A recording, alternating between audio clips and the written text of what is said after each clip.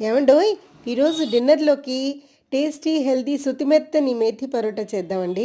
దానికోసం ఒక కట్ట మెంతికూర తీసుకుని శుభ్రం చేసి చిన్న ముక్కలుగా కోసుకుని 4 వెల్లుల్లి రెబ్బలు, కొంచెం అల్లం, 2 పచ్చిమిరపకాయలు, కొంచెం కొత్తిమీర వేసి పేస్ట్ చేసుకుని ఒక బౌల్లో 2 కప్పులు గోధుమ పిండి తీసుకుని కొంచెం నెయ్యి వేసి తర్వాత కొంచెం ఉప్పు, కొంచెం పంచదార వేయండి, చాలా బాగుంటుంది వేస్తే.